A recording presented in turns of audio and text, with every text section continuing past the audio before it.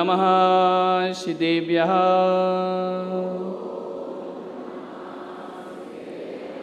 ॐ नमः श्रीदेव्यः। ॐ नमः श्रीदेव्यः।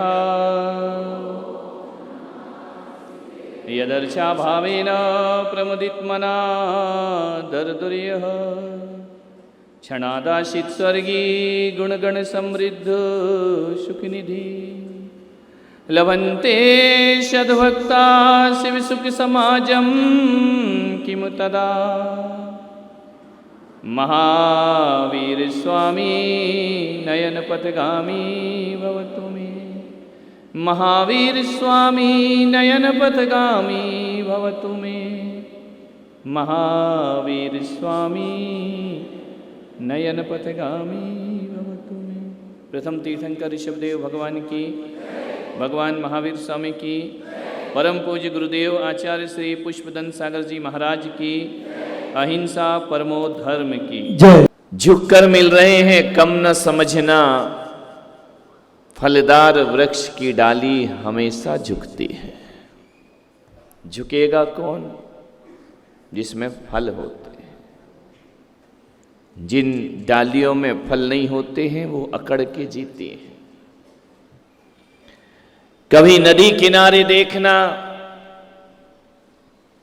जो पेड़ नदी किनारे अकड़ के खड़े रहते हैं, बाढ़ आती है जड़ सहित उखाड़े जाते हैं। और जो लताएं झुकना जानती हैं, कितनी भी बाढ़ आ जाए वह झुक जाती हैं।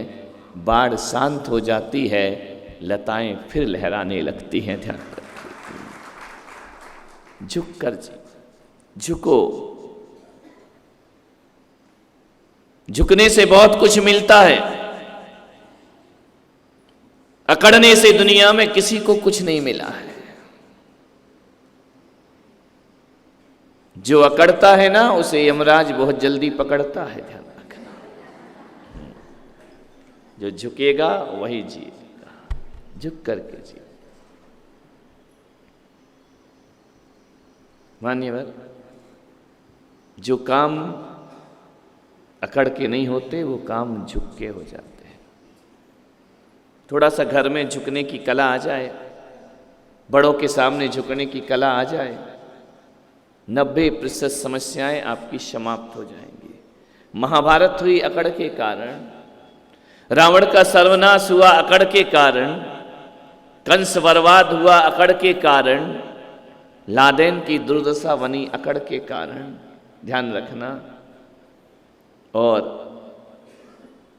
जीवन में जितनी भी हमने अच्छी अच्छी उपलब्धियां छोड़ी हैं, वह अपने अहंकार के कारण छोड़ी हैं। ध्यान रखना। एक घर उजड़ता है तो अकड़ के कारण। वो दो आदमी आपस में कभी नहीं लड़ते, जब भी लड़ते हैं तो दो अहंकार आपस में लड़ा करते हैं। दो समाज आपस में नहीं लड़ती, उनका अहंकार लड़ा करता है। दो धर्म आपस में नहीं लड़ते, उनकी अकड़ लड़ा करती है। और हिंदू मुस्लिम कभी आपस में नहीं झगड़ते, उनके अहंकार आपस में झगड़ा करते हैं। 13 और 20 पंथ आपस में कभी नहीं लड़ते, उनकी अकड़ लड़ा करती है। ध्यान रखना। इसलिए मैं कह रहा हूँ, झुक कर जियो, झुक कर जियो। हम तो वो हैं जिस पंथ में जाते हैं उसी पंथ में सम्मान पा जाते हैं। ध्यान रखिए। कोई 13 पंथी मंदिर में बुलाता है तो हम वहाँ भी सम्मान से जाते हैं। 20 पंथी बुलाता है वहाँ भी सम्मान से जाते हैं। श्वेतांबर बुलाए तो वहाँ भी सम्मान से जाते हैं। और तो और कोई गुरुद्वारे में बुलाए तो हम वहाँ भी सम्मान से जाते हैं। चर्च में बुलाए तो सम्मान से जाते हैं। और तो और मेरे भाई, शिरडी के मंदिर में भी बुलाए तो हम सम्मान से वहाँ भी पहुँच जाया करते हैं। ये झुकने की कला है। अकड़ो मत, मुंह मत फेरो, अहंकार में मत जियो।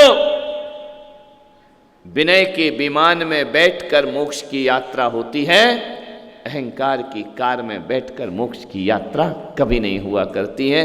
विनय के विमान में बैठ क्या फर्क पड़ता है? किसी से झुक के मिल लिए तो बिगड़ता क्या है? अपना क्या जाता है? एक बात याद रखना, जो पहाड़ पर चढ़ता है ना, जो पहाड़ पर चढ़ता है वो झुकता है, और जो उतरता है वो अकड़ता है। ध्यान रखिए, झुकने वाला ही ऊंचाइयों पर पहुंचेगा, अकड़ने वाला कभी नहीं पहुंचता है। माता पिता के चरण छूते हो तो मत सोचना कि तुम उनका सम्मान कर रहे हो, हकीकत में तुम अपने आप का सम्मान कर रहे हो। जो माता पिता के चरण को इसमें तुम्हारा सम्मान है। सास ससुर के चरण छुओ तो सास ससुर का सम्मान नहीं, एक विनयवान बहू का सम्मान हुआ करता है। और अपनी समाज में बड़े बुजुर्गों के चरण छू लो तो मान उनका नहीं बढ़ता, मान अपना बढ़ जाता है, बहुमान अपना हो जाया करता है। जितना झुकोगे उतना दुनिया के दिलों में राज करोगे। एक बात याद रखना, कीमती से कीमती पायल, पायल जानते हैं क्या बोलते हैं? पायल ही बोलते हैं ना, ठीक है। पायल में ही सब घायल हैं, क्या कर सकते हैं। कितनी भी कीमती पायल हो, कितनी भी महंगी पायल हो, कितनी भी बड़ी और सुंदर और वजनदार पायल हो, लेकिन जब भी पहनी जाती है, पैरों में पहनी जाती है और 1 रुपए की छोटी सी बिंदी माथे पे लगाई जाती है, क्योंकि वो बिंदी बहुत छोटी हुआ करती है। बिंदी माथे पे चढ़ती है, पायल पैरों में जाती है। एक बार क्या हुआ, मैं मंदिर गया, राजा बाजार के मंदिर, शांतिनाथ भगवान के दर्शन करने। एक बहुत बड़ा सा घंटा वहाँ पर लगा हुआ है। मैंने क्या देखा, एक पुजारी पूजा कर रहा है, छोटी सी घंटी लिए हुए है। मैंने घंटे को देखा और घंटी को देखा, दोनों में संवाद चल रहा था। घंटा बोला, यार मुझे लटका के क्यों रखा जाता है, मुझे दरवाजे पर क्यों लटका देते हैं, और ये घंटी तू इतनी सी है, तू भगवान के पास क्यों जाया करती है, तू तो बहुत छोटी है। कभी हिंदू मंदिर, वैष्णव मंदिर में देखना, पुजारी जब आरती करता है तो घंटी भगवान के पास ले जाता है, और घंटा जो होता है बाहर लटका रहता है। पूछा कि घंटा तू क्यों बाहर लटका है, घंटी तू क्यों भगवान के पास है।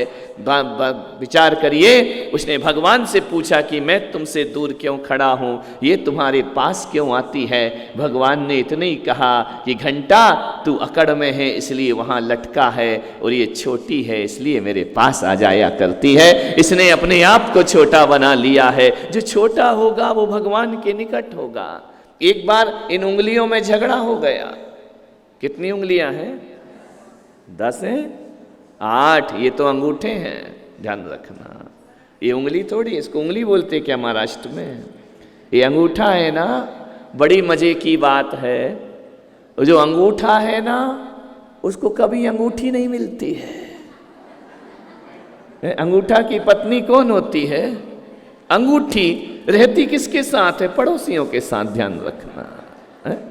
ये 4 अंगुलियां अंगूठी पहनती, ये अंगूठा अंगूठा ही रह जाता है बेचारा। नहीं, कई लोग जबरदस्ती पहनते हैं, वो ढोलक बजाते हैं, ध्यान रखना। ढोलक में तो यहाँ पहना जाता है ना।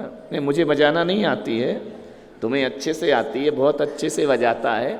बेटा तुम ढोलक बजाते हो, मैं समाज बजाता हूँ, ध्यान रखिए। विचार करिए, श्रृंगार जो होता है वो इन उंगलियों का होता है, अंगूठे का श्रृंगार नहीं होता है, ध्यान रखना। अंगूठा तो ऐसे ही रहता है। क्यों रहता है? क्योंकि वो थोड़ा अकड़ के साइड साइड में चलता है, ध्यान रखना। ये 4 तो आपस में मिल जाती, ये यहाँ नहीं जाना चाहता, वो साइड में भागता है, कट के भागता है, वो अकड़ में जीता है। एक बार उंगलियों में चर्चा चल रही थी, सबसे अच्छी उंगली, सबसे महान कौन है? अंगूठे ने कहा चलो हटो, कोई महान नहीं हो, मेरी वजह से तुम सुहागिन हो, ध्यान रखना है। यदि ये ना होगा तो इनको अंगूठियां कौन पहनाएगा? बोले मेरी वजह से। 4 उंगली ने कहा ज्यादा मत अकड़, कोई तेरी वजह से नहीं है, तू नहीं होगा तो भी अंगूठी हमारी हाथ में आएगी, ध्यान रखना। अंगूठे ने कहा तुम कुछ भी कर लो, मैं हूं तो दुनिया है। बोले क्यों? यदि मैं नहीं होऊंगा तो रजिस्ट्री किसी के नाम हो ही नहीं सकती है, ये जमीन जायदाद किसी को नहीं मिल सकती है। मेरे लगने से करोड़ों का मकान किसी और का हो जाया करता है, ध्यान रखिए। मैं सबसे महान हूँ, मेरे बिना कुछ नहीं हुआ करता है। यदि मैं ना रहूं तो कोई धनुर्धारी नहीं हो सकता है, और मैं ना रहूं तो तुम चार मिलके कोई सामान उठाना जरा, घर में जाके एक गिलास उठाना, अंगूठा हटाओ तो कैसे उठाओगे गिलास को, वो उठ ही नहीं सकता है। अंगूठे की बड़ी ताकत हुआ करती है, इसके बिना कोई कीमती सामान नहीं उठता है। अंगूठे ने कहा मुझसे बड़ा कोई नहीं। उसकी बाजू वाली तर्जनी ने कहा ए ज़्यादा मत बोल रहे अंगूठे। बोले क्यों?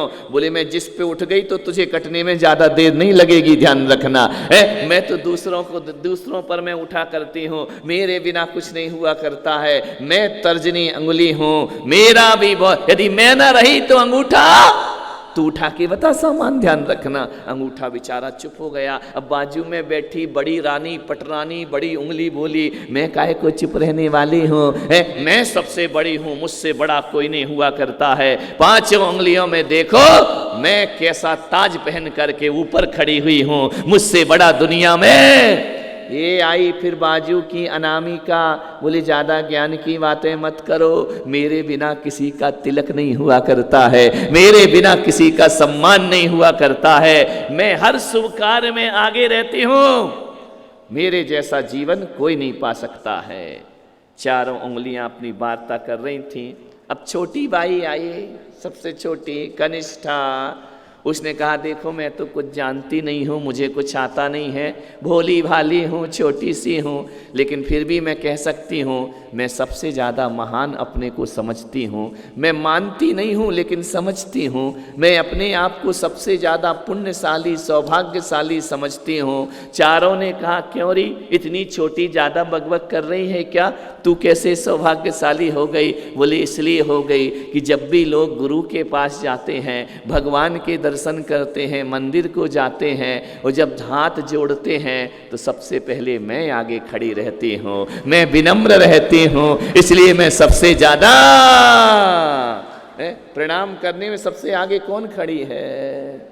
विचार करिए, सबसे आगे मैं खड़ी हूँ ना, मैं नमस्कार की मुद्रा में हूँ, मैं हमेशा झुककर जीती हूँ, इसलिए बड़ी लाडली हुआ करती हूँ। छोटी हूँ, काम कुछ नहीं करती, लेकिन लोगों के दिलों पर राज किया करती हूँ, ध्यान रखना। उंगली छोटी है, बड़ा प्यार पाती है सबका, छोटी सी है ना, ज़्यादा काम नहीं करवाते उससे, वो तो थोड़ा बहुत हाथ लगा दे तो लगा दे, ध्यान रखना, नहीं तो उसकी कोई ज़रूरत नहीं है। छोटे बनो, छोटे बनने में जीवन में बहुत कुछ मिला करता है।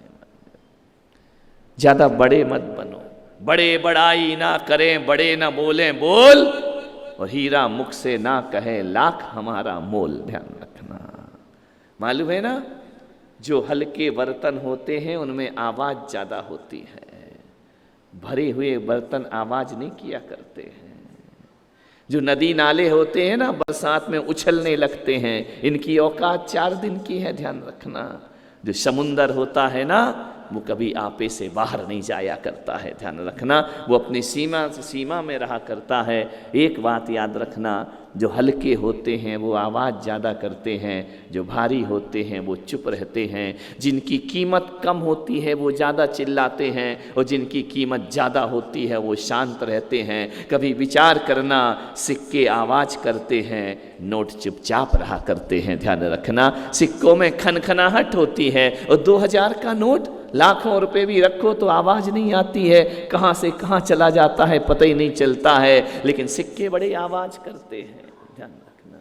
जो खानदानी अमीर होते हैं ना, वो झुक करके रहते हैं, और जो 4 दिन में अमीर बन जाते हैं वो ज़्यादा उछला करते हैं, ध्यान रखना। वो ऐसा सोचते कि हमसे बड़ा दुनिया में कोई और है। ये जितना बड़कपन दिखाओगे ना, उतना हल्कापन प्रदर्शित होते चला जाता है। अमीर तो अमीर हुआ करते, दिल से अमीर, मान्य। एक बार अयोध्या में श्री राम का दरबार लगा था। दरबार लगा है, राम सीता सहित विराजमान है, लक्ष्मण साइड में खड़े हैं, हनुमान पधारे, और जैसे ही हनुमान आए उन्होंने अपना शीश राम के चरणों में रख दिया। एक बात याद रखना, जैसे ही हनुमान ने शीश रखा, राम ने अपना आशीष उसके सिर पर धर दिया। ध्यान रखना, शीश झुकेगा आशीष जरूर मिलेगा, ध्यान रखना। और शीश नहीं झुकेगा तो आशीष नहीं मिलेगा। राम और रावण में इतना ही अंतर था, रावण के पास 10 शीश थे, लेकिन एक भी शीश किसी के आशीष के काबिल ना हुआ। और राम के पास एक शीश था, वह वशिष्ठ के आशीष के काबिल हो जाया करता है, सारी दुनिया में शीर्षस्थ हो जाया करता है। अपने शीश को शीश रहने दो, इसे काशी फल मत बनाओ। क्या बोलते हो तुम लोग? भोपला है ना? थोड़ी थोड़ी आ रही है मराठी, हड़ू हड़ू आ रही है, आ रही है। वैसा मत बनाओ कि किसी के आशीष के काबिल ना रहे। अपने शीश पर गुरु का आशीष जरूर रखवाइए। अभागे हैं वो लोग जिनके शीश पर गुरुओं का आशीर्वाद नहीं हुआ करता है, ध्यान रखिए। प्रातः काल उठई रघुराई, माता पिता गुरु शीश नवाई। ध्यान, सुबह से उठकर माता पिता और गुरु को शीश झुकाया करो, ध्यान रखिए। हाँ, झुकाएंगे जब माता पिता तस्वीर में लटक जाएंगे, जीते जी तो नहीं झुकाएंगे, ध्यान रखना है। तस्वीरों पे, मुर्दों पे शीश झुकाते हो। अरे प्रातःकाल उठकर माँ बाप के चरण छू लिया कर दो। मैं कहता हूँ संत हमेशा ना रहेंगे, मैं यहाँ हमेशा नहीं रहूँगा, माँ बाप लंबे समय तक साथ रहेंगे। यदि माँ बाप का आशीर्वाद ले लिया तो संत की दुआओं से कम दुआएं उनकी नहीं हुआ करती हैं। एक माँ बाप होते हैं, जिसको देखो वो सजा देता है, दोस्त बनकर के दगा देता है। एक माँ बाप का दिल है इस दुनिया में, वरना मुफ्त में यहाँ कौन दुआ देता है, वरना मुफ्त में यहाँ कौन दुआ। माँ बाप फ्री में दुआएं दिया करते हैं। ध्यान, रोज छू लिया करो। बहुओं, थोड़ी सास की चरण छू लिया करो, देवी के पैर तो छू लिया करो, घुटने छूना छोड़ो। जो आता है वो घुटना छूता है आकर के, ध्यान रखना। थोड़े से चरण छू लो। वो कुछ ना कर सको तो सास की चरण धूल सास को ही लगा दो, कुछ तो करो अपनी जिंदगी में। आशीर्वाद तुमको अवश्य प्राप्त होगा, आशीर्वाद प्राप्त करिए। सुबह से हनुमान आए, उन्होंने अपना शीश झुका दिया, राम ने अपना आशीष रख दिया। हनुमान यशस्वी भव। ध्यान रखना, जो मुफ्त में मिलता है ना वो बहुत महंगा होता है। हवा मुफ्त में मिलती है, लेकिन अंत समय पता पड़ता है कितनी महंगी होती, जब ऑक्सीजन कम हो जाता है। ध्यान रखना, पानी मुफ्त में मिलता है, लेकिन जब सूखा पड़ता है तब एक बूंद की कीमत पता पड़ा करती है। वनस्पति मुफ्त में बनती है, जब आकाश से अतिवृष्टि हो जाए तब सोचना कि अनाज कहाँ से मिला करता है। जो फ्री में मिलता है वो बहुत महंगा होता है। ध्यान रखिए, मानिए। झुकने की देर है, देने वाले की तरफ से कोई देर नहीं है। लेने वाला देरी से ले रहा है, देरी से झुक रहा है, विलंब हमारी तरफ से है। देने वाला तो हमेशा हमें देने को तैयार बैठा है। ध्यान रखना, हम ही नहीं ले पाते हैं। छोटे बनो, छोटे बनो। हनुमान ने अपने को छोटा बना लिया श्री राम के सामने। ध्यान रखना, प्रभु की कृपा मिली, अनुकंपा मिली।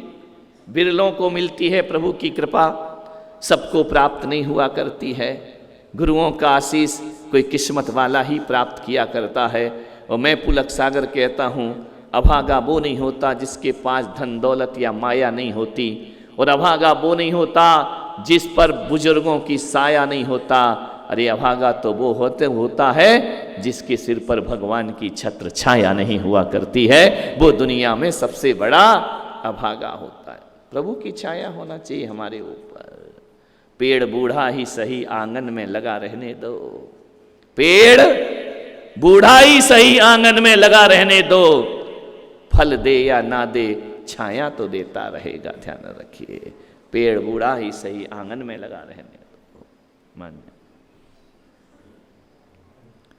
जुबान पर प्रभु का नाम हो, उस दिल में प्रभु की चाहत हो, और सिर पर प्रभु का आशीर्वाद हो, जिंदगी हमारी सार्थक सफल हो जाएगी। हनुमान झुक गए श्री राम के चरणों में। राम ने कहा कि हनुमान मेरी बात सुनो। हनुमान ने कहा आदेश करो भगवान, जो कहेंगे हनुमान करने को तैयार है। राम ने कहा हनुमान आज मैं तुम्हें आदेश नहीं कर रहा हूं, आज मैं तुम्हें कोई आज्ञा नहीं दे रहा हूं, आज मैं तुमसे कोई काम नहीं करवा रहा हूं। हनुमान मैं चाहता हूं कि जिसने मुझ पर उपकार किए हैं उनको मैंने कुछ ना कुछ जरूर दिया है, और तुमने तो मुझ पर अनंत उपकार किए हैं।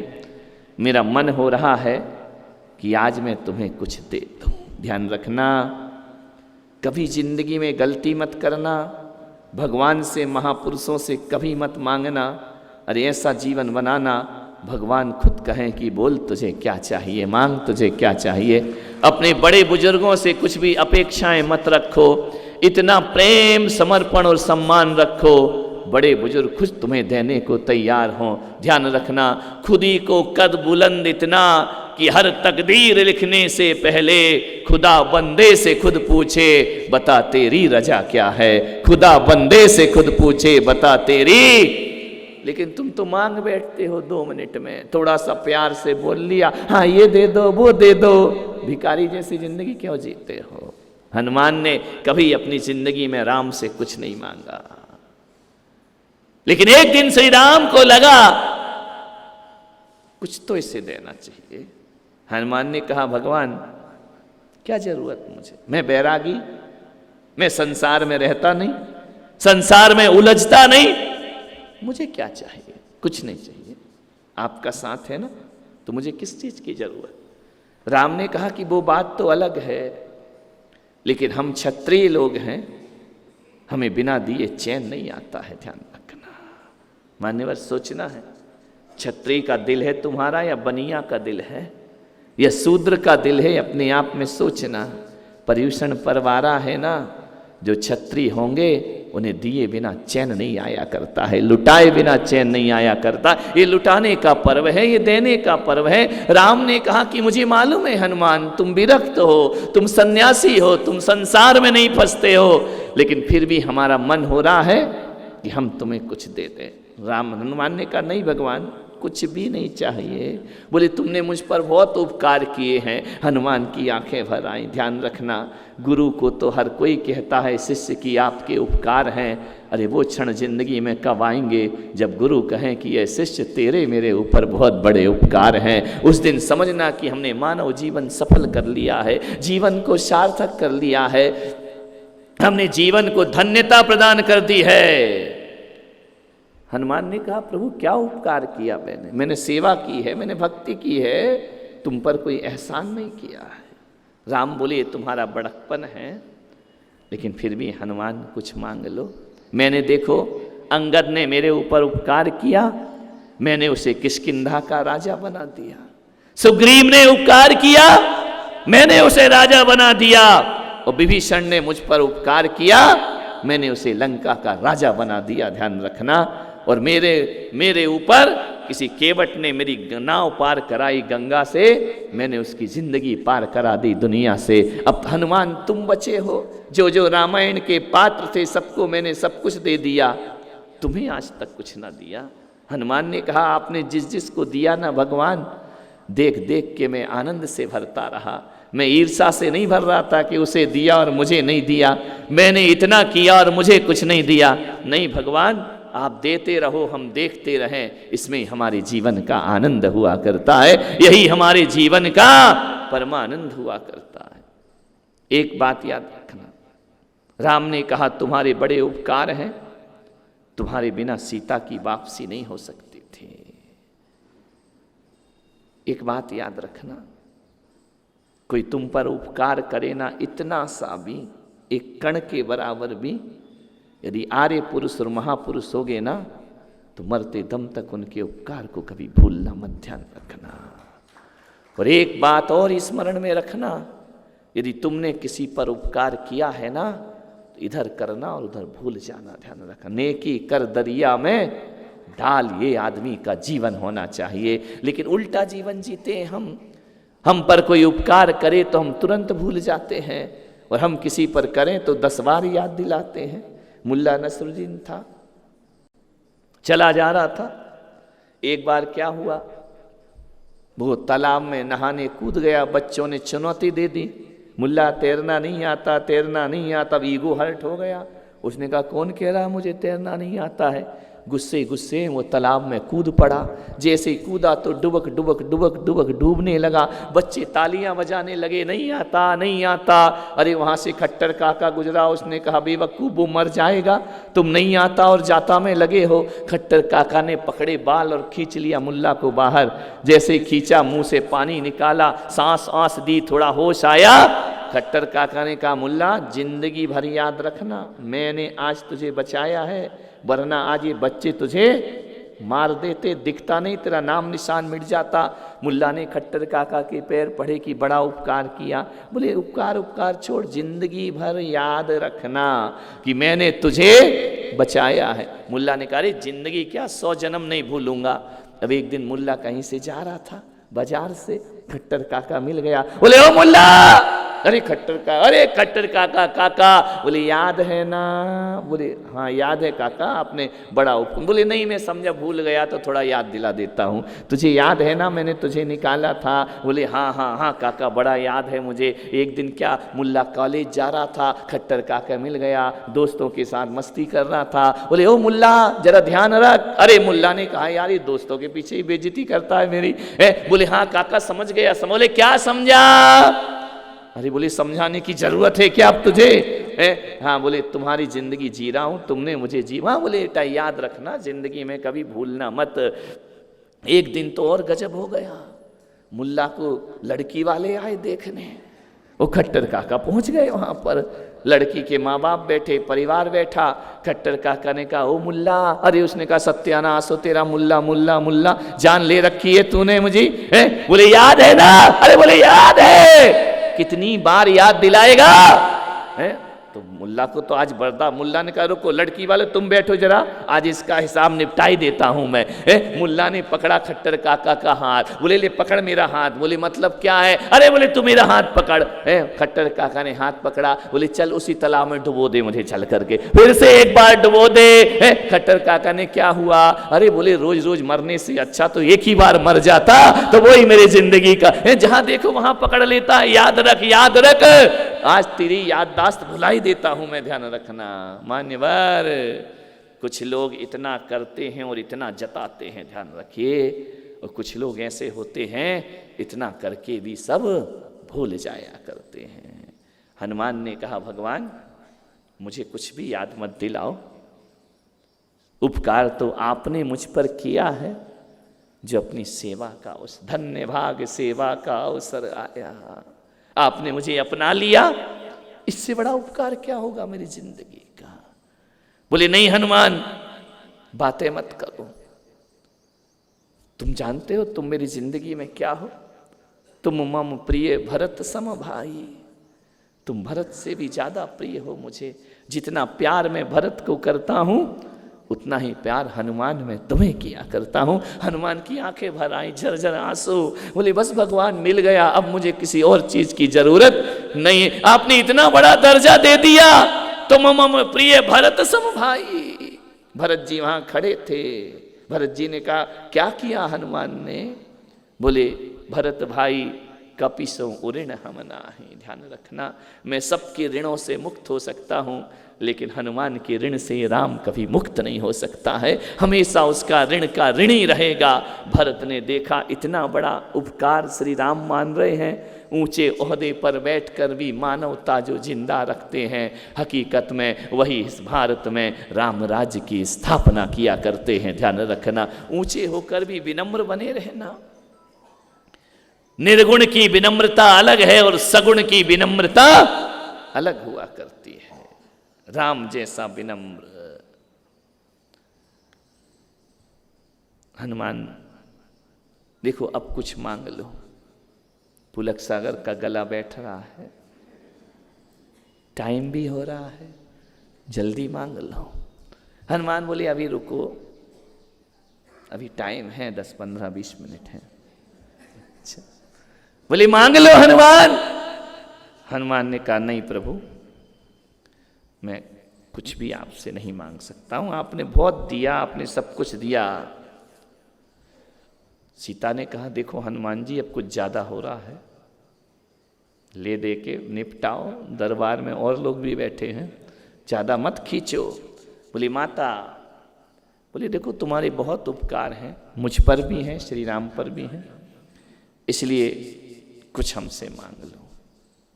हनुमान ने कहा यार हर जगह से टॉर्चर किया जा रहा है, सीता भी कह रही मांग लो, लक्ष्मण भी कह रहे मांग लो, भरत भी कह रहे मांग लो, राम भी कह रहे मांग लो, अब सारी तरफ से मांग लो मांग लो मांग लो। तो हनुमान ने कहा यार मांग ही लेते हैं, अब चलो बहुत ज्यादा हो गया है। बोले दे दो भगवान। बोले क्या चाहिए? बोले अब दूसरा प्रश्न मत करो, आपने कहा मांग लो, अब क्या मांग लो और कैसे मांग लो और क्यों मांग लो, इतने गणित में मुझे मत उलझाओ भगवान। आपने कहा मांग लो, मैं मांगता हूं। बोले मांग क्या चाहिए तुझे? बोले जो तेरी मर्जी वही हमारी अर्जी, ध्यान रखना, जो तुम्हें देना है वो मुझे दे दीजिए, जो तुम्हारी मर्जी। तुमसे भी कह रहा हूं औरंगाबाद वालों, कभी धोखे से, जानबूझ के तो कोई नहीं कहेगा, धोखे से भगवान बोल दे शांतिनाथ बाबा कि कुछ मांग लो, उम्मीद तो नहीं लगती, अपने लक्षण ही खराब है, क्या कर सकते। धोखे से कोई गुरु कह दे कि मांग लो, नादानो मांग मत बैठना, ध्यान रखना, नहीं तो तुम तो तैयार ही बैठे मांगने के लिए। इधर इशारा हुआ नहीं कि उधर डिमांड शुरू हो जाती है। ऐसे मांग मत बैठना। क्यों? क्योंकि तुम्हें तो मांगना भी नहीं आता है कि क्या मांगा जाना चाहिए। अरे मांगने से पहले मांगने की कला सीख ले, मांगने से पहले सोच ले तुझे क्या मांगना है। क्या मांगोगे यदि भगवान प्रकट हो जाए? क्या मांगोगे? वही कंकड़ पत्थर हीरे मोती, मकान बंगला दुकान, इसके अलावा तुम और क्या मांगोगे? यही तो मांगोगे ना कि मेरा घर सुख शांति से कट जाए। और क्या मांगोगे? एक गाड़ी आ जाए, एक टीवी आ जाए, एक बीबी आ जाए, एक व्यापार हो जाए, बच्चा ऐसा, बहू ऐसी। तुम्हें तो मांगना भी नहीं आता है, ध्यान रखना, कभी मत मांगना। और एक बात याद रखना, मांगने से आदमी छोटा हो जाता है, मांगने से आदमी का पुण्य सीमित हो जाता है। हो सकता है कि आपने अपना इतना पुण्य किया हो, भगवान की भक्ति करके इतना पुण्य कमाया हो कि आपको स्वर्ग का राज्य मिलना हो, लेकिन मांग करके हो सकता है तुम एक दुकानदारी मांग बैठो, घाटे का सौदा हो जाएगा। मेरे भाई, कभी भी ईश्वर से मांगना मत, कभी भी गुरुओं से मांगना मत। हो सकता है ज्यादा कमाया और छोटे में खुश हो गए, ध्यान रखना।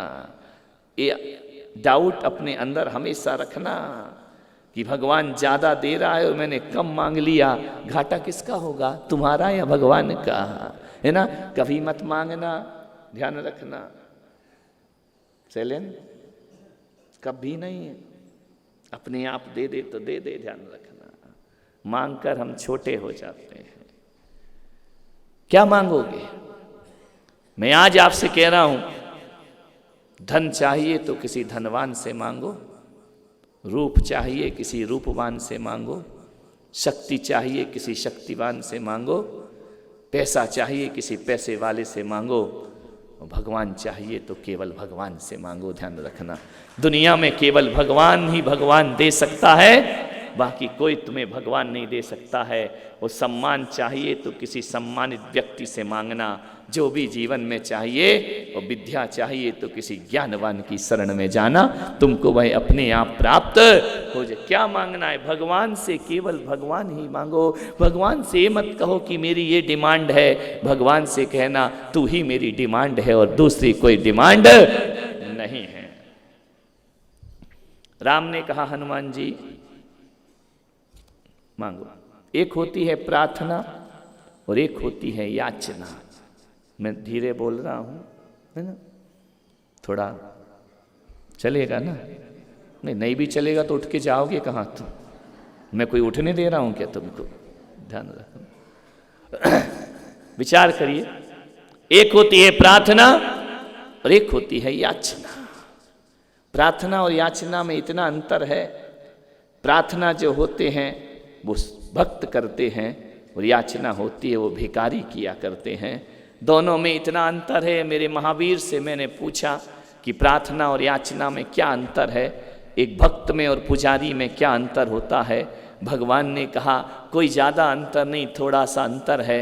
जो भिखारी होता है वह कहता है भगवान जो तूने छोड़ा है वह मुझे मिल जाए, और पुजारी कहता है जो तूने पाया है वह मुझे प्राप्त हो जाए। दोनों में इतना ही अंतर होता है। भगवान ने क्या छोड़ा? धन दौलत माया रुपया पैसा जो ये मांगता है वो भिखारी होता है, और भगवान जो तूने पाया है वह मुझे प्राप्त हो जाए, ये परमात्मा की प्रार्थना हुआ करती है। हमें तो भगवान से केवल भगवान चाहिए।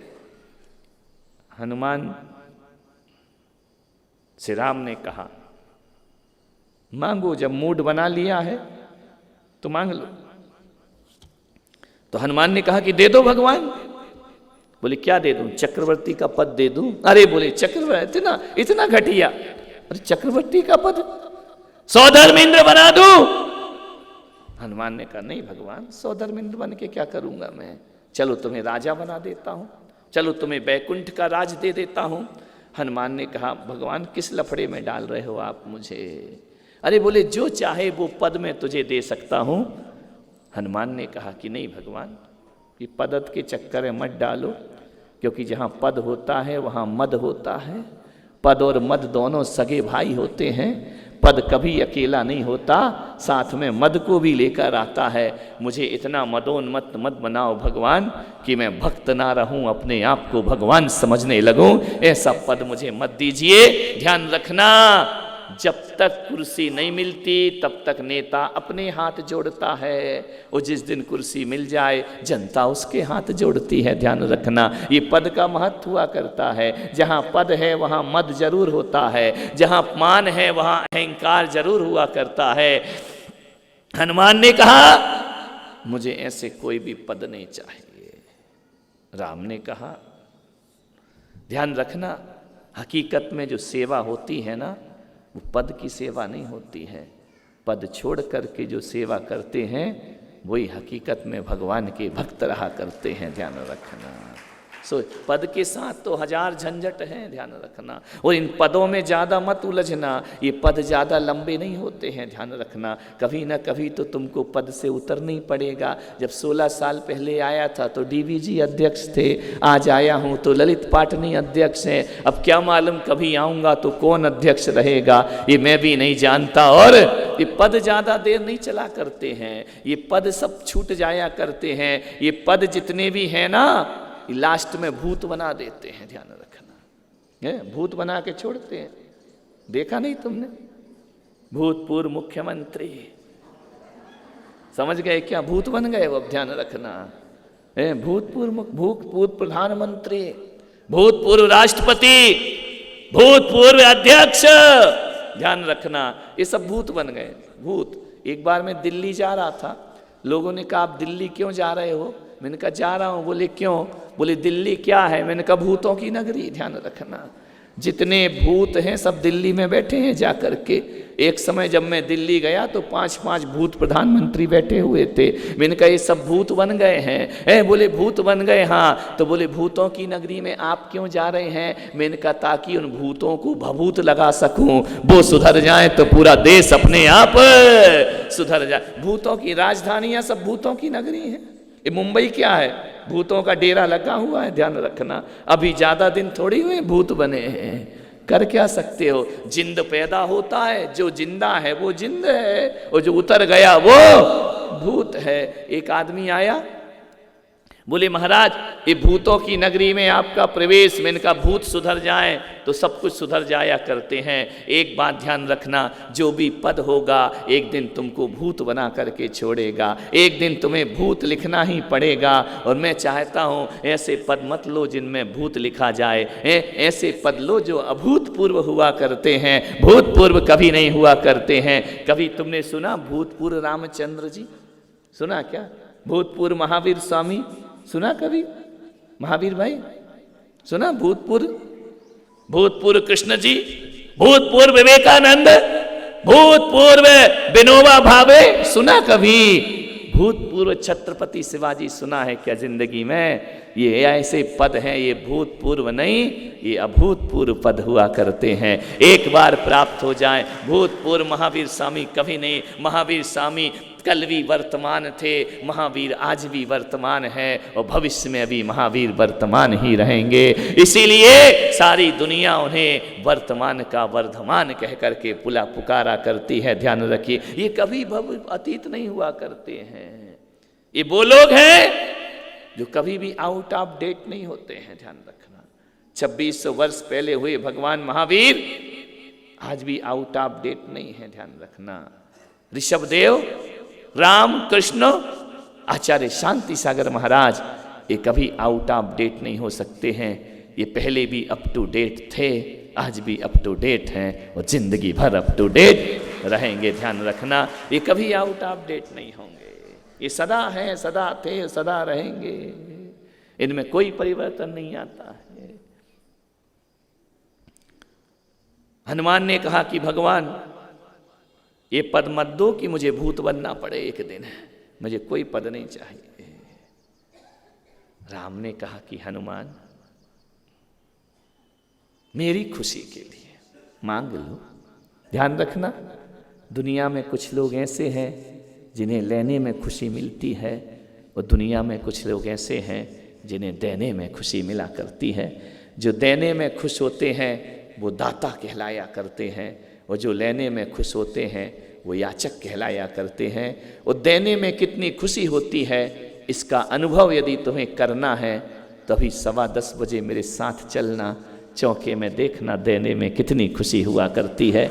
जब ये माताएं बहनें आहार दिया करती हैं, इन्हें लेने में खुशी नहीं, देने में खुशी होती है। यदि तुम्हारे गुरु का भोजन छूट जाए, अंतराय आ जाए, तो ध्यान रखना ये आपको खिलाने के लिए आंसू बहाया करती हैं, खाने के लिए हमारी समाज की महिलाएं आंसू नहीं बहाया करती हैं। मुनि का आहार ना हो तो पूरे दिन इनके घर में मातम जैसा माहौल हुआ करता है। और जिस दिन मुनि के आहार हो जाएं, निरंतराय निर्विघ्न हो जाए, तो इन्हें ऐसा लगता है कि दुनिया का सारा उत्सव और महोत्सव हमारे ही घर में आ गया है। ध्यान रखना, ये माताएं हैं, ये देने में खुश होती हैं, लेने में खुश नहीं हुआ करती हैं। आहार यदि एक दिन आहार ना लो तो टप टप आंख से आंसू आ जाते। एक घर में मैं गया था, एक बच्चे का चौका था, मैं भीड़ थी बहुत, आहार नहीं ले पाया, टप टप आंसू गिर रहे। मैंने कहा ये क्यों रो रहा है? बोले मुझे आहार देने को नहीं मिला है। ध्यान रखिए, ऐसी समाज दुनिया में मिलेगी। अरे खाने के लिए रोने वाली सब समाज है, खिलाने के लिए रोने वाला जैन समाज धरती पर हुआ करता है, जो दूसरों को खिलाने के लिए रोता है। विचार करिए, जो कहता है हमारा आहार ग्रहण करो, हमारा जीवन धन्य हो जाएगा, हमारे घर में चरण रख दो, हमारा घर मंदिर हो जाएगा, हमारे चरणों हमारे घर की ओर निगाह कर दो, हमारा घर आशीर्वाद बन जाएगा। ध्यान रखना, हमारे समाज की वो महिलाएं हैं कि बिना दूध के चाय पी लेती हैं, ले दूध से संतों के चरण पखारा करती हैं। ऐसी कहाँ मिलता है ऐसा जीवन, ऐसी धन्यता। एक पत्रकार ने कहा कि आपके जीवन का सबसे बड़ा सौभाग्य क्या है? मैंने कहा मेरे जीवन का सबसे बड़ा सौभाग्य, मैं महावीर के वंश में पैदा हुआ, ये सबसे बड़ा सौभाग्य है। मेरे जीवन का सबसे बड़ा सौभाग्य कि जैन समाज में मैं संत बना, ये मेरे जीवन का सबसे बड़ा सौभाग्य है। और एक बात और, मेरे जीवन का सबसे बड़ा सौभाग्य मेरा भारत में जन्म हुआ, ये मेरा सबसे बड़ा सौभाग्य। हमारी वो माताएं बहनें, ध्यान रखना, जितने प्यार से ये माताएं अपने बच्चे और पति को नहीं खिलाती हैं, उससे ज्यादा प्यार से अपने गुरुओं को आहार दिया करती हैं। ध्यान रखिए, पति मांग मांग के खिलाए तो भी लफड़ा हुआ करता है, और मुनि मौन में खाए तो भी देवी भोजन तैयार। वो समझ जाती है, कितनी संवेदनशील है हमारे देश की माताएं बहनें। मौन की भाषा भी समझ जाती हैं कि अब महाराज को ग्रास लेना है या जल लेना है। इतनी सेंसिटिव महिलाएं यदि कहीं मिलेंगी तो हमारी समाज की माताएं मिला करती हैं, जो दूसरे का मन देख करके समझ जाती हैं क्या खिलाना, और कितने प्यार से, इतने लाड़ से खिलाती हैं। मान्यवर, हकीकत में कहूँ ना, मैं आहार कम लूँ तो भी दुखी हो जाती हैं। महाराज को पूरा, महाराज तो कुछ लेते ही नहीं, कुछ लेते ही नहीं। पति बेचारा मांग मांग के मरा जाता, ये देते ही नहीं, ध्यान रखना। पति कहता पानी ला पानी ला पानी ला, अरे ला रही हूं ना। बेचारा मांग मांग के खाता है तो भी नहीं मिलता है, मांग भरने की ये सजा पा रहा हूं। समझ गए क्या? मांग भरने की ये सजा पा रहा हूं, वो जिंदगी भर मांग मांग के खा रहा हूं। ध्यान रखिए, मांगते तो रहते, पापड़ ला, अचार ला, रोटी, अपने मन से थोड़ी देती है, ध्यान रखना। लेकिन कहीं सदगुरु के चरण पड़ जाएं, माना महाराज ना ना ना, जो मना मना करके खाए वो संत होता है, और जो मांग मांग कर खाए वह ग्रस्त हुआ। हम तो नाना कहते तो भी प्लीज एक गिलास, एक मेरे से ले लीजिए।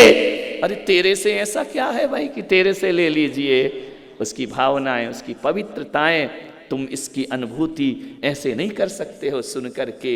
हकीकत में अनुभूति तो हमें हुआ करती है। बूढ़ी बूढ़ी माताएं, गला खराब हुआ, सर्दी हुई, लोटा भर भर के उकाली ला रही हैं, कोई काढ़ा बनाकर ला रहे हैं, कोई दवाई बनाकर। जब से मेरा गला खराब हुआ है ना, मैं आपको बताऊं, मेरे कमरे में आकर देखना, 50 दवाइयाँ पड़ी हैं। बच्चा आता है, महाराज ये लगा लो, माताएं आती, महाराज ये लगा लो, भाई आता है, महाराज ये लगा लो, कोई कहता है झाड़ पोला लगा लो, कोई कहता है अजवाइन ले लो महाराज, कोई कहता है कि ये गंध ले लो महाराज, कोई ये दवा ले लो। इतनी दवाएं हो गई मेरे पास इकट्ठी, ध्यान रखना।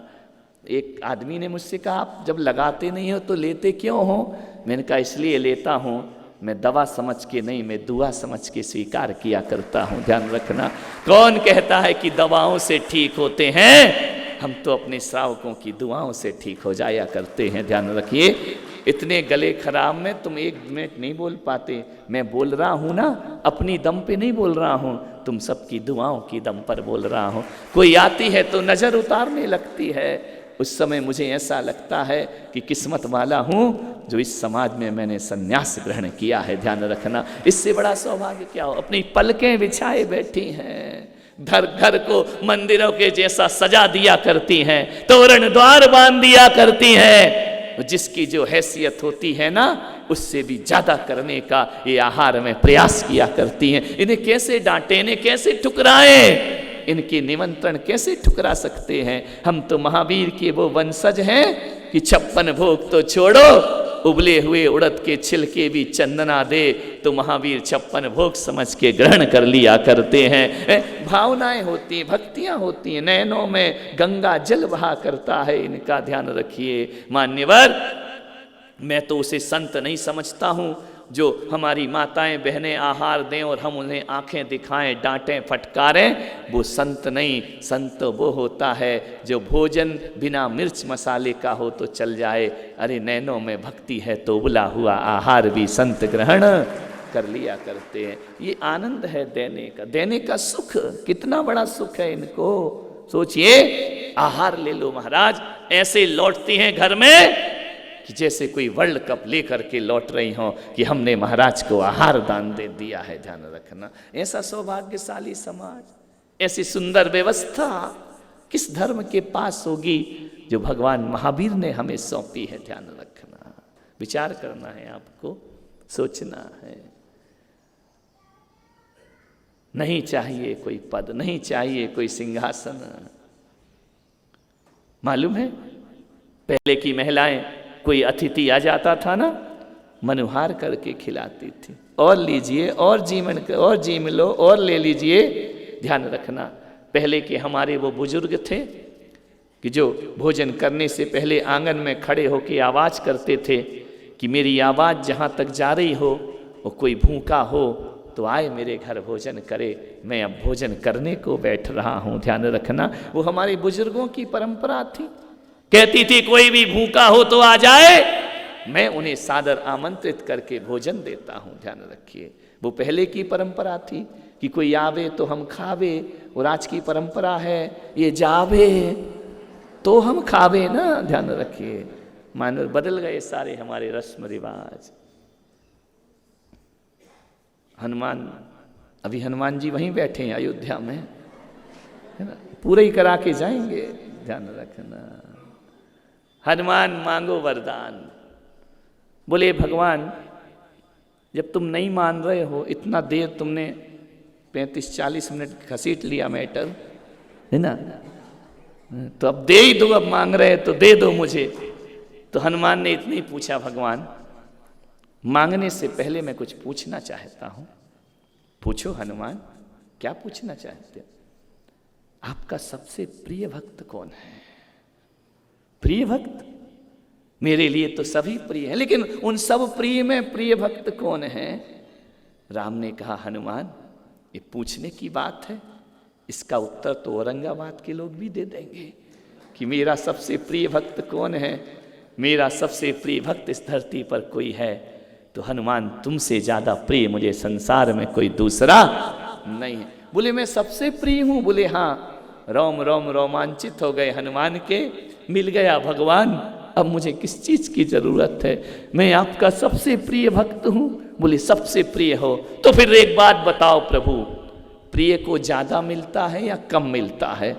अरे बोले सबको क्या दिया? बोले सबको एक एक पद दे दिए मैंने। तो बोले मुझे डबल मिलना चाहिए ना। अरे बोले हनुमान बड़े होशियार हो भाई, इतनी देर से तो बड़े विरक्त बन रहे थे, बैरागी बन रहे थे, अब मांगने पे आए तो बोले डबल चाहिए। बोले एक को राज्य लंका का दिया तो हनुमान तू क्या चाहता है कि अयोध्या भी तुझे दे दूं? बोले महाराज जब आप फैसला करो, आप न्यायाधीश बनकर बैठे हैं, जो प्रिय पुत्र होता है, प्रिय भक्त होता है, उसको तो ज्यादा मिला करता है ना। तो सीता ने कहा हनुमान जी यार तुम इतने लालची हो गए हैं, अभी कह रहे थे कुछ नहीं चाहिए, अब कह रहे डबल चाहिए। बोले माता माता प्लीज मुझे डबल लेने दो। राम ने कहा मांगो हनुमान। बोले वचन दो, तुम्हारे खानदान में तो वचन की आदत है ना, जो चाहे वो वचन दे देता है, दे दो एक वचन। राम ने कहा कि वचन क्या जरूरत है, मैं बिना वचन के दे रहा हूं। बोले नहीं भगवान अब तुम कुर्सी पे बैठे हो, कुर्सी वालों का कोई भरोसा नहीं, अब तुम राजा बन गए अयोध्या के, वो राम थोड़ी हो जो वन वन में मेरे साथ रहा करते थे। अब तो तुम सम्राट हो, अब तो तुम चक्रवर्ती हो, अब तो सिंहासन पर बैठे हो। राजनेताओं का कोई भरोसा नहीं होता है। एक बार यही हुआ, महावीर भाई बताया था कि मैंने, एक ट्रक में 2000 नेता जा रहे थे। नहीं बताया क्या? तो सुन लो। एक ट्रक, एक बस में 2000 नेता जा रहे थे, बस पलट गई। अब सोचो 2000 नेता जा रहे हैं, सेलेन जो कि होगा और क्या होगा। तुमने ये नहीं पूछा कि 2000 एक बस में कैसे आ सकते हैं? नेता सब कुछ कर सकता है, ध्यान रखना है। जब वो लाख की रोड करोड़ में बना सकता है तो मेरे प्रवचन में नेता एक बस में 2000 क्यों नहीं आ सकता है? आराम से आ सकता है। कलमाणी जैसे आ जाए तो अरबों का ब्याज बन सकता है, हिसाब बन सकता है। 2000 गिर गए। अब हुआ क्या, दूसरे दिन मंत्री जी पहुंचे, पुलिस पहुंची, बोले एक्सीडेंट हुआ है। तो गांव का एक बेचारा गांव का गंवारिया था, उसने कहा कि भाई कहाँ हैं वो लाशें, कहाँ हैं जो मरे हैं? उस गांव के ने कहा भाई बहुत देर हो गई थी, मैंने सबको दफना दिया, जमीन में गाड़ दिया। अरे तो बोले 2000 में एक भी नहीं बचा? गांव का गंवारिया बोला नहीं एक भी नहीं बचा। अरे बोले ऐसे कैसे हो सकता है कि 2000 गिरे और एक भी ना बचे? बोले नहीं, कई लोगों की मुंह से आवाज तो आ रही थी कि हम जिंदा हैं, हमें मत गड़ाओ, लेकिन हम सोचे नेता झूठ बोलता है, इस चक्कर में हमने सबको गाड़ दिया। बोले ध्यान रखना, विचार करिए, नेताओं का बेचारे ने गाड़ दिया कि झूठ बोल रहा होगा, क्योंकि ये तो सच बोलते ही नहीं है। इस चक्कर में 2000 गाड़ दिए उसने। मान्यवर राम ने कहा, हनुमान ने कहा प्रभु वचन दो। बोले दे दिया। रघुकुल रीत सदा चले आई, प्राण जाए पर दे दिया हमने वचन। बोले भगवान सोच लो, क्या सोचना है? पद ही मांगोगे ना, ये ले लो, स्वर्ग का ले लो, मोक्ष का ले लो, जहां का चाहिए राम, दशरथ पुत्र राम, तुम्हें तुम्हारे पद देने को तैयार है, मांगो। हनुमान जी अपने आसन से उठे, राम के सिंहासन के पास गए, बोले दो भगवान, मैं आपसे पद मांगता हूं और आपका भक्त प्रिय हूं, मुझे एक नहीं दो चाहिए। राम ने कहा कि मांगो क्या चाहिए? हनुमान ने दोनों चरण पकड़ लिए, बस मेरे भगवान ये 2 पद मुझे दे दीजिए, मेरा जीवन सार्थक और दोनों पद पकड़ लिए। लोग एक पद मांगते, हनुमान ने 2 पद मांगे। ये दोनों चरण मुझे दे दीजिए, ये दोनों पद मुझे दे दीजिए। सीता ने कहा ठहरो। राम से कहा कि ठहरो, मैंने कहा था ना कि वचनों में जल्दबाजी मत किया करो। ये दोनों पद भगवान यदि इस हनुमान को दे दोगे तो हम कहाँ जाएंगे, हमारा निवास कहाँ रहेगा, हमारे लिए क्या बचेगा। आपने तो सर्वस्व हनुमान को दे दिया। ठहर जाओ, इस सीता के लिए भी तो कुछ रहने दो, इस लक्ष्मण के लिए भी कुछ रहने दो। ये दोनों के दोनों पद आपके पास और आप उन्हें दे रहे हैं। राम ने कहा कि सीता एक बात ध्यान रखना, तुमने कहा कि मुझे लिए कुछ छोड़ो।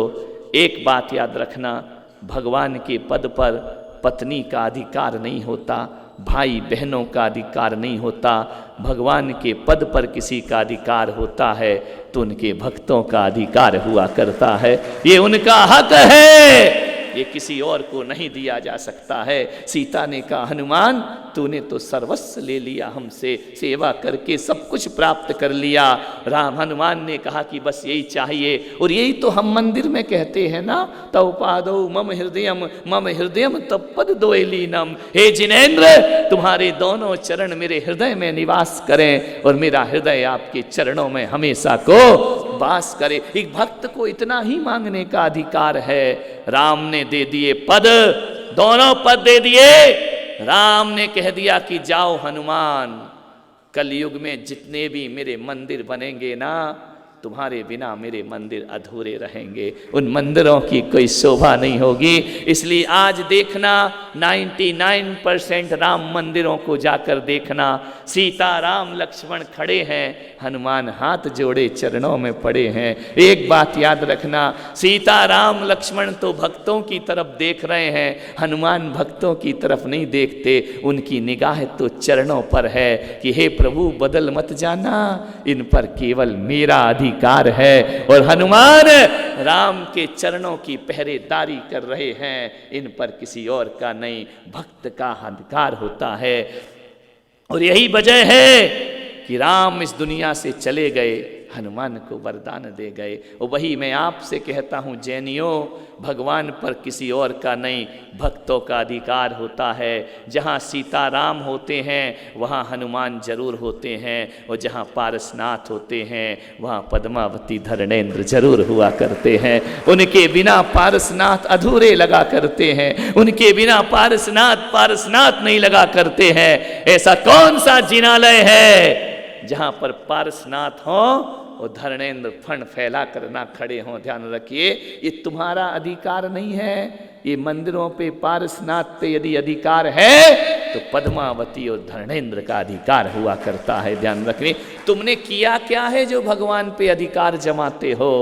बोलिए, तुम तो बस भजन गाते हो, तुमसे लागी लगन ले लो अपनी शरण, पारस प्यारा मैटो मैट अपनी संकट मिटवाते हो। अरे भगवान से अपने संकट तो सारी दुनिया मिटवाती है, बिरले कोई होते हैं जो भगवान के संकट मैटते हैं, वो पद्मावती और ना जाने कैसी बातें समाज में आ गई। पद्मावती हटाओ, धरणेंद्र हटाओ, अरे मती मारो, तुम्हारा हक क्या है हटाने का और रखने का? एक बात ध्यान रखना, सारी दुनिया में पारसनाथ पर सारी दुनिया का अधिकार बाद में है, धरणेंद्र पद्मावती का अधिकार सबसे पहले हुआ करता है। उनके बिना भगवान नहीं लगा करते हैं। ध्यान रखिए मान्यवर, मैं बात वो कर रहा हूं जो हकीकत में होती है। पारसनाथ अधूरे से लगते हैं। और मैं भी कहता हूँ, मैं कितना भी यहाँ पर चातुर्मास कर लेता, ध्यान रखना, अरे बम्बई दुनिया कहीं भी मैं चला जाता, मेरी कीमत मेरे से नहीं, मेरे भक्तों से मेरी कीमत हुआ करती है। ध्यान रखना, भक्त ना होंगे तो भगवान को कौन पूछेगा? भक्त ना होंगे तो भगवान कहाँ से भगवान बनेंगे? मान्यवर, आपसे इतना ही निवेदन है। हनुमान ने मांग लिया कि हे प्रभु मुझे आप दे दीजिए। राम ने दे दिए वचन कि जहाँ मैं रहूँगा वहाँ हनुमान होंगे। ध्यान रखना, समझ में आ रही है बात? सोचना है, विचार करना। एक बच्चा मेरे पास आया, बोले महाराज आपके जैसा दिमाग मुझे मिल जाए ना। मैंने कहा मतलब क्या है? बोले आपके जैसा दिमाग मुझे मिल जाए तो मैं एक बेहतर इंसान बन के खड़ा हो सकता हूँ। मैंने औरंगाबाद के बच्चे से कहा, कॉलेज का पढ़ने वाला था, आपके जैसा दिमाग मिले तो बेहतर इंसान बन जाऊँगा। मैंने कहा मैं पुलक सागर कहता हूँ, बेहतर इंसान बन जा, मेरे से भी अच्छा दिमाग तुझे प्राप्त हो जाएगा। ध्यान रखना, तू बेहतर इंसान तो बन, दिमाग तो दौड़ा दौड़ा अपने आप तेरे पास चला आएगा। मान्यवर, समय हो गया आपका, समेटता हूँ अपने विषय को। इतना ही कहूँगा, विनम्र बने रहो। जो कच्ची कैरी होती है ना, कैरी जानते, कच्चा आम बड़ा खट्टा होता है, लेकिन ज्यों ज्यों वो कैरी पकती है ना, त्यों त्यों उसमें माधुर्य समाते जाता है, वह झुकते जाती है। आम कच्चा लगा है तो डाली ज़्यादा नहीं झुकती है, पक जाए तो डाली ज़्यादा झुकती है। ज्यों ज्यों उसमें रस भरता है, ज्यों ज्यों झुकती है, त्यों त्यों उसमें माधुर्य भर जाता है, उसमें रस भर जाता है मीठा। अपनी ज़िंदगी को जितना झुकाओगे उतने मीठे होते चले जाओगे। कभी किसी बुजुर्ग के चरण छू के देखना, बहुओं से निवेदन है, कभी सास के ससुर के चरण, घुटने नहीं, चरण छू करके देखना, एक बार दिल से देखना। मैं विश्वास दिलाता हूँ, कभी बुजुर्गों के चरण छूना, बुजुर्ग तुम्हारे कंधे पकड़ के तुम्हें ऊपर उठा लिया करता है, छाती से लगा लिया करता है। ध्यान रखना, जो झुकता है ना, उसे सामने वाला अपने आप ऊपर उठाया करता है, उसे उठने की जरूरत नहीं पड़ा करती है। तो उठने का एक ही रास्ता है, आज से झुकना प्रारंभ कर दो, उठने की शुरुआत हमारी हो जाया करती है। आप सबने सुना, अनुग्रहित हूँ। यहाँ पर शिविर लग रहा है, मैं कोई बड़ी